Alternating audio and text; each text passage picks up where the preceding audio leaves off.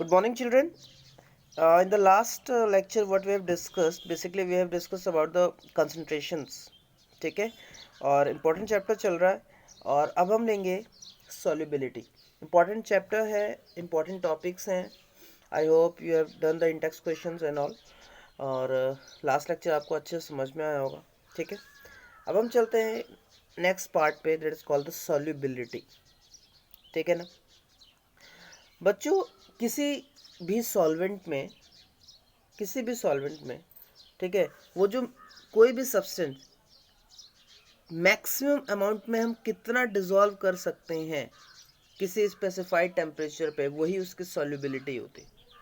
ठीक है, for example कि एक पर्टिकुलर टेम्परेचर पे, ठीक है, और एक स्पेसिफिक अमाउंट ऑफ वाटर में अगर हम सपोज दैट कि 10 ग्राम सॉल्ट अगर ऐड कर रहे हैं और वो डिसॉल्व हो जा रहा है, उससे ज़्यादा वो डिसॉल्व नहीं हो सकता.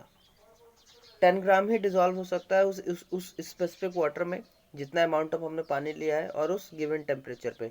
तो अगर हम 10 ग्राम ही उसमें सिर्फ डिसॉल्व हो सकता है तो वही उसकी सॉल्युबिलिटी होगी, है ना. और आप शायद पहले पढ़ भी चुके होंगे बच्चे, सैचुरेटेड सॉल्यूशन क्या होता है कि no more solute can be dissolve in the given solvent at a specific temperature, that is called that is the saturated solution. ठीक है बच्चों, तो सॉल्युबिलिटी क्या होता है? The solubility of a substance is its maximum amount that can be dissolve in a specific amount of solvent at a specified temperature. समझ में आया? यानी किसी भी सब्सटेंस का मैक्सिमम अमाउंट कितना डिसॉल्व हो सकता है किसी गिवन अमाउंट ऑफ वाटर में या गिवन अमाउंट ऑफ सॉल्वेंट में और एट दैट टेम्परेचर. ठीक है ना. तो बच्चों ये कई चीज़ों पर डिपेंड करता है, सॉल्युबिलिटी कई चीज़ों पर डिपेंड करती है, जैसे सॉल्यूट का नेचर कैसा है ना, सॉल्वेंट कैसा है, उसके बाद से टेम्परेचर और प्रेशर की कंडीशंस कैसी हैं, इन सारी चीज़ों पे भी ये डिपेंड करता है आपकी सॉल्युबिलिटी, है ना. तो देखते हैं कि ये जो फैक्टर्स हैं, ये फैक्टर्स कैसे अफेक्ट करते हैं, है ना. How these factors affect the solution of a solid और a gas in a liquid. So let discuss the next part, the solubility of a solid in a liquid. Okay बच्चों, every solid does not dissolve in a given liquid, you know this. हर solid dissolve नहीं हो सकता particular liquid में, है ना.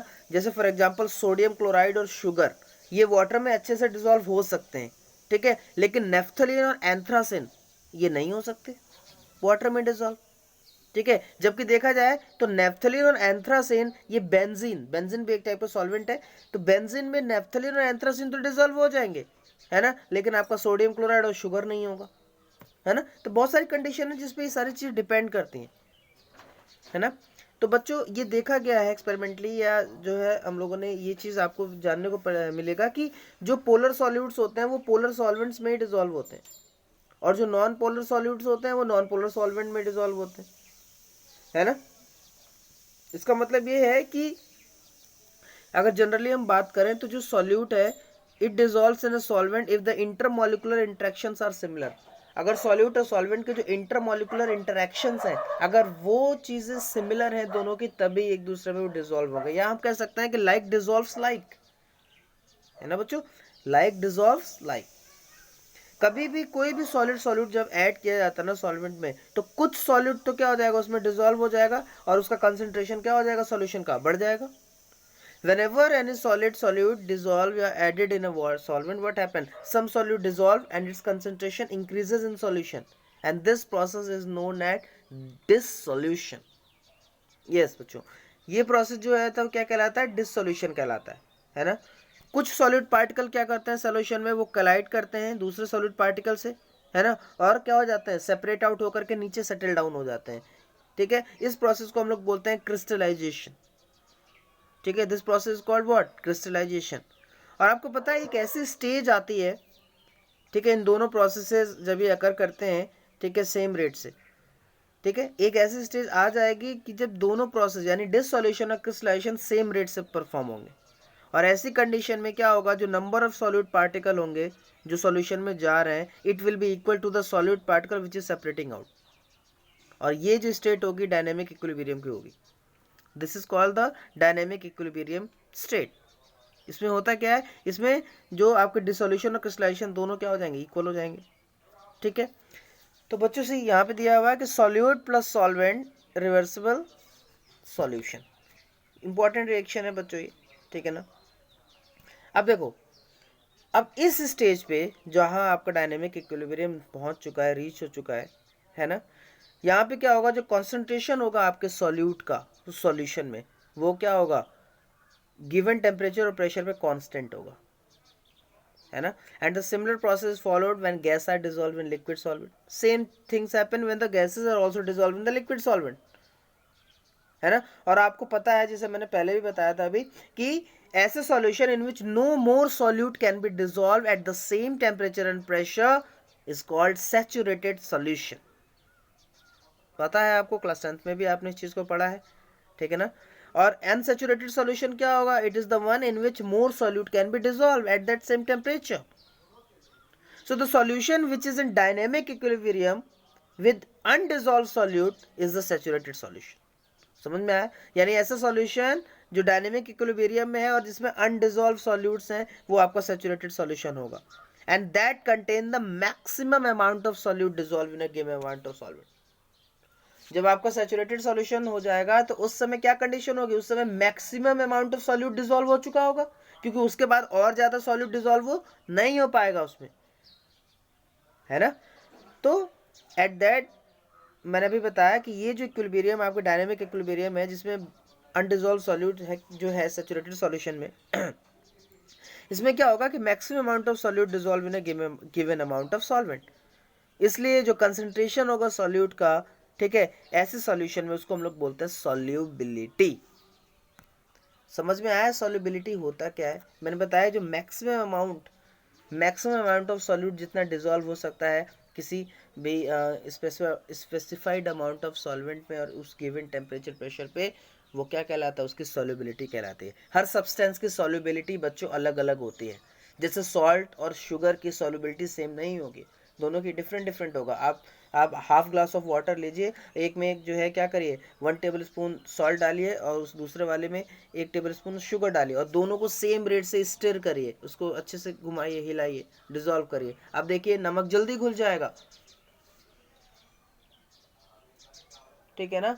और दूसरी चीज आप एक और देखोगे कि अगर आप इसमें जो है क्या, जितना अमाउंट सॉल्ट का डिजोल्व हो जाएगा उतने अमाउंट जो है क्या होगा, उतनी क्वांटिटी आपकी शुगर की नहीं डिजोल्व हो पाएगी। तो सॉल्युबिलिटी दोनों की अलग अलग है ना।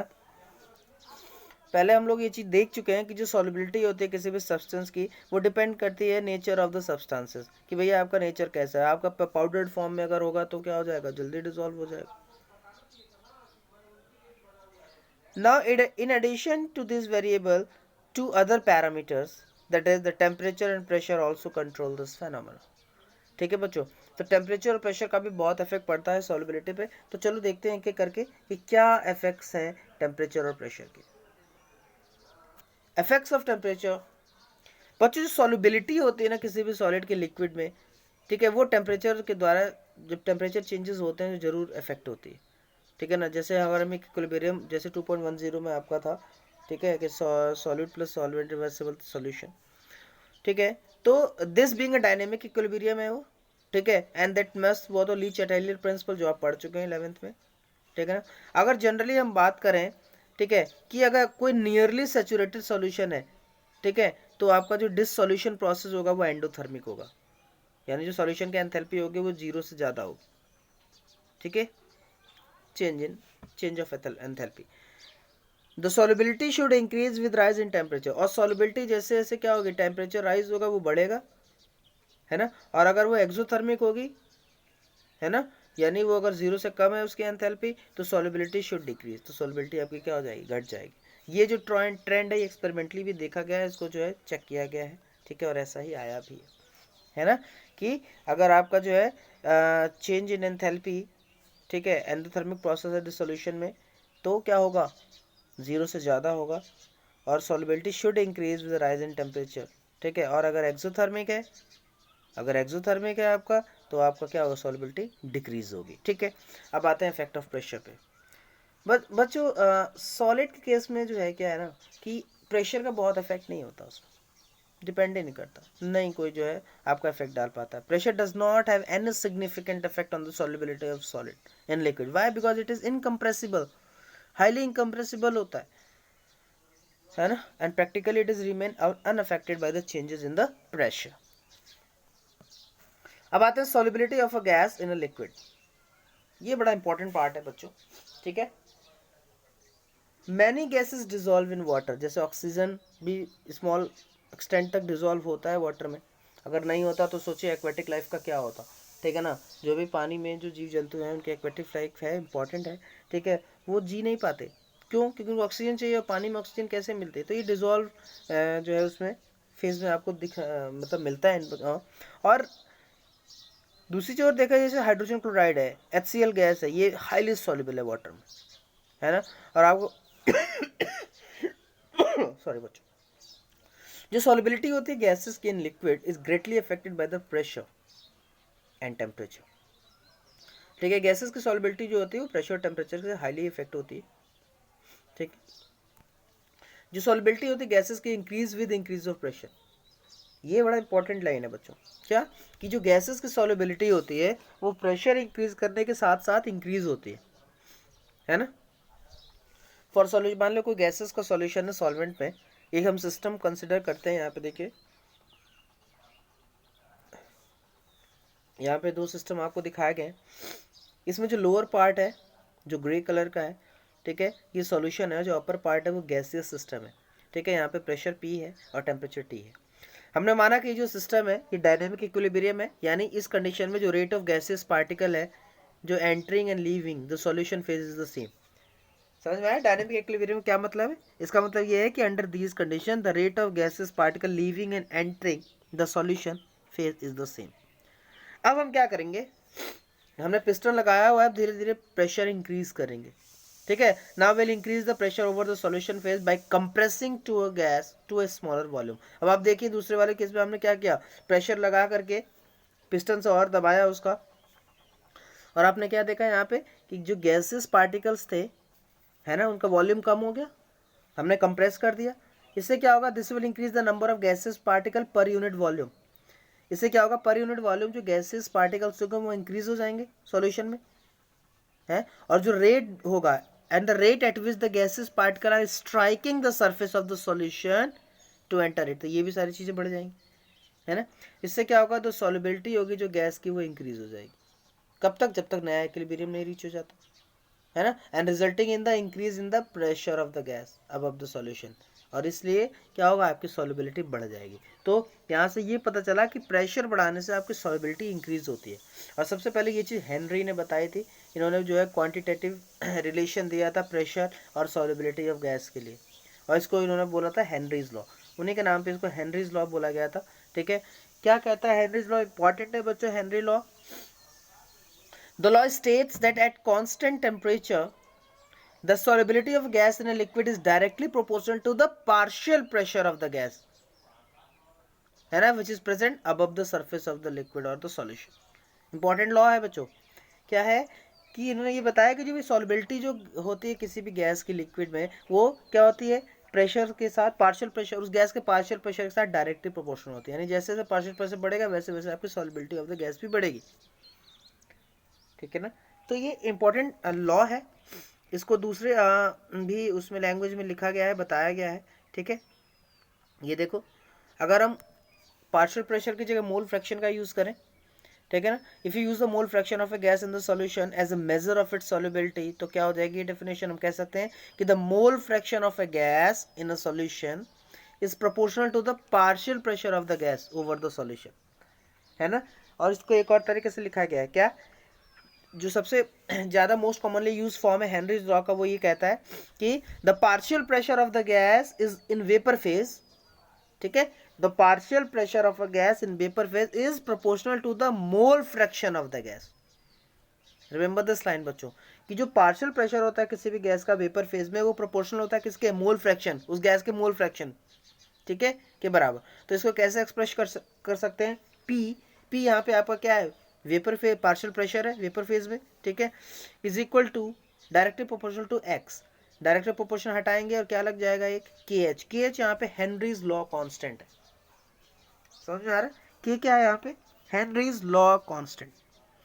और आप यहाँ देखिए, यहाँ पे हमने एक ग्राफ भी ड्रॉ किया हुआ है। अगर आप एक ग्राफ जो है बेसिकली ड्रॉ करोगे पार्शियल प्रेशर, गैस का पार्शियल प्रेशर और fraction of the gas solution mole fraction में, तो आपको एक प्लॉट मिलेगा जो एकदम स्ट्रेट लाइन होगा।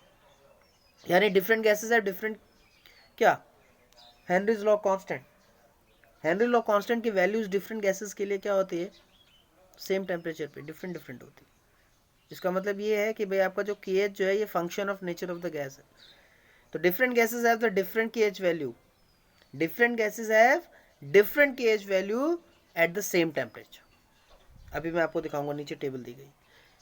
And this suggest that KH is function of the nature of the gas, है ना, ये डिपेंड करता है उसके कि गैस का नेचर कैसा है ना बच्चों। तो अब ये जो इक्वेशन है आपकी 2.11, आप क्लियरली यहाँ पे ये चीज़ दिख रही है कि KH की वैल्यू जितनी ज़्यादा होगी उस गिवन प्रेशर पे, उसकी सॉल्युबिलिटी उस गैस की उतनी क्या हो जाएगी, कम हो जाएगी। समझ में आ रहा है? तो KH की वैल्यू पे डिपेंड करती है सॉल्युबिलिटी, ठीक है। It depends on the gas कि हाउ मच कितनी जो है सॉल्युबिलिटी है। तो अब आइए नीचे टेबल पे चलते हैं। यहाँ पे देख सकते हैं हम, ठीक है, कि N2 और O2 नाइट्रोजन ऑक्सीजन दोनों के लिए क्या KH की वैल्यू दी गई है, और ये दोनों क्या करिए टेम्परेचर के साथ इंक्रीज हो रही है। देखो, तो जो सॉल्युबिलिटी होगी गैस की वो भी क्या हो जाएगी, इंक्रीज हो जाएगी विद डिक्रीज इन टेम्परेचर। ये बड़ा इंपॉर्टेंट चीज़ है ना। टेम्परेचर के साथ सॉल्युबिलिटी क्या होती है, डिक्रीज होती है बच्चों। यस, यहाँ पे देखिए हेनरीज लॉ कांस्टेंट की कुछ सम सेलेक्टेड गैसेस इन वाटर के बारे में केस दिया गया है। यहाँ पे देख सकते हैं अलग अलग टेम्परेचर पे, टेम्परेचर आप देख सकते हो, ऑक्सीजन की देखो, नाइट्रोजन का देखो, ठीक है। इसीलिए बड़ा इंपॉर्टेंट है बच्चों, मैंने अभी बताया कि जो सॉल्युबिलिटी होती है वो टेम्परेचर के साथ क्या हो रही है, घट रही है, डिक्रीज हो रही है ना। या टेम्परेचर डिक्रीज होगा तो सॉल्युबिलिटी क्या होगी, गैसेस की बढ़ेगी। इसीलिए क्या होता है, जो एक्वेटिक स्पीशीज में क्या होता है, जो कोल्ड वाटर में मोर कंफर्टेबल होती है rather than the warm water, है ना। क्योंकि कोल्ड वाटर में क्या होता है, टेम्परेचर आपका कम होता है, सॉल्युबिलिटी आपकी इंक्रीज हो जाती है गैसेस की, जिससे उनको प्रॉपर ऑक्सीजन सप्लाई मिल जाती है ना। तो ये इंपॉर्टेंट प्रोसेस है, यहाँ से कुछ जो है क्वेश्चन आपसे जो है पूछ लिए जाएंगे, ठीक है। अब कुछ एप्लीकेशंस पे आते हैं, हेनरीज लॉ के क्या क्या एप्लीकेशंस हैं बच्चों। जो Henry law it find several application in the industry and explain some biological phenomena, ठीक है। कुछ चीज़ें हैं जो मैं आपको एक्सप्लेन करना चाहता हूँ, इंपॉर्टेंट है। जैसे to increase the solubility of carbon dioxide in soft drinks and soda water, the bottle is sealed under high pressure, है ना। अभी बताया था कि प्रेशर जैसे जैसे बढ़ेगा सॉल्युबिलिटी क्या होगी, इंक्रीज होगी, है ना। तो सॉल्युबिलिटी को इंक्रीज करने के लिए कार्बन डाइऑक्साइड क्या है, गैस है सॉफ्ट ड्रिंक्स में, आपने देखा होगा, ठीक है। हम बबल्स आते रहते हैं जब आप सोडा या जो है आपका देख सकते हो चिल्ड जो है कोल्ड ड्रिंक रखते हो, तो क्या होता है, कार्बन डाइऑक्साइड उसमें मिक्स होता है गैस वाटर में। तो वहाँ पे सॉल्युबिलिटी उसकी इंक्रीज करने के लिए हम क्या करते हैं, बहुत ही हाईली प्रेशर से जो है बॉटल को सील्ड करते हैं। इसलिए आप देखते हो जब आप खोलते हो तो वो आवाज़ आती है, और वो जो है बेसिकली जो है किस तरीके से बाहर निकलती गैस। तो बच्चों इसीलिए वहाँ पे कार्बन डाइऑक्साइड की सॉल्युबिलिटी बढ़ाने के लिए प्रेशर को बहुत बढ़ाया जाता है। दूसरा है स्कूबा ड्राइवर, ये बड़ा इंपॉर्टेंट है एप्लीकेशन है, इससे आपको क्वेश्चंस भी बन सकते हैं, ठीक है, अगर एप्लीकेशन पूछेगा तो। बच्चों जो स्कूबा डाइवर्स होते हैं उनको बहुत ज़्यादा हाई कंसनट्रेशन के साथ कोप अप करना पड़ता है, डिजॉल्व गैसेस की जो हाई कंसनट्रेशन होती हैं, ठीक है, क्योंकि जब वो ब्रीथ करते हैं हाई प्रेशर में, ठीक है, तो इस चीज़ से उन्हें कोप अप करना पड़ता है। तो जो pressure increase the solubility, blood में क्या होगा, जब प्रेशर इंक्रीज होगा तो आपको क्या होगा, गैसेस की सॉल्युबिलिटी आपके ब्लड में इंक्रीज हो जाएगी, है ना। और जब डाइवर सरफेस पे आएगा तो प्रेशर एकदम से कम हो जाएगा, इससे आपकी गैसेस क्या हो जाएंगे, रिलीज हो जाएंगे डिजॉल्व गैसेस, और उससे क्या हो जाएगा, बबल्स फॉर्मेशन हो जाएगा आपके ब्लड में, है ना। It forms the bubbles of nitrogen in your blood. तो इससे क्या हो जाएगा, बबल्स बन जाएंगे तो आपको ब्लड कैपिलरीज को ब्लॉक कर देगा, और इस कंडीशन को हम लोग बोलते हैं बेंड्स, BENDS, बेंड्स, जो बहुत ही पेनफुल और डेंजरस होती है लाइफ के लिए, है ना।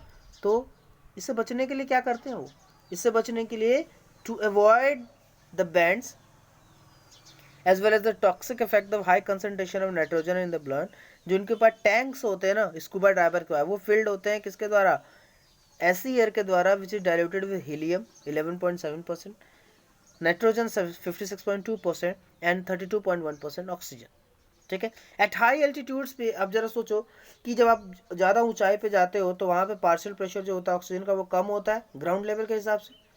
इससे क्या होता है, ऑक्सीजन का कंसंट्रेशन कम हो जाता है ब्लड में और आपके टिश्यूज़ में।